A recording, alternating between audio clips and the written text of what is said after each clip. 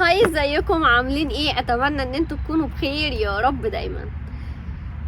دلوقتي انتوا عارفين ان انا لما بلاقي حاجه كويسه ما بقدرش امسك نفسي ولازم اطلع اقول لكم عليها.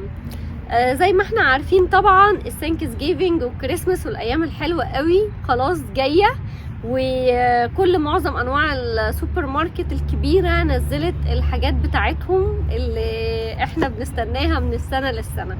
وانا بعمل الشوبينج لقيت حاجه عجبتني قوي، عايزه بجد ان انا اوريها لكم واتمنى ان هي تعجبكم. شايفين ده كحك بتاعنا بتاع مصر، اقرب حاجه لطعم الكحك المصري الجميل اللي احنا بنحبه. لو انتوا ما بتقدروش تعملوه في البيت او ما عندكمش وقت، بجد روحوا اشتروه جاهز، حلو قوي. ده من جوه فيه عين جمل وطعمه بجد حكايه.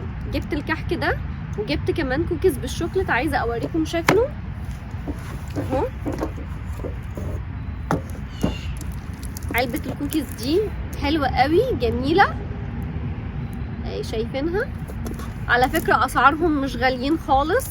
ايوه شايفين دي الانواع اللي بتبقى جوه العلبه اهي، اوكي. ودي شكل العلبه من بره. بس انا عامله لكم الفيديو مخصوص عشان خاطر الكحك ده انا اول مره اشوفه. وفي دي نازله برضو في كاسكو حلوه قوي وجميله، انا جبتها من هناك، عايزه اوريكم شكلها من جوه. انا خلصت نصها اصلا، ما اعتقدش ان هي تستنى لحد الكريسماس. تحفه قوي. دي الانواع اللي بتبقى جوه. دي الحاجات اللي انا كنت حابه اوريها لكم النهارده. سبيشال الكحك بجد طعمه حكايه جدا.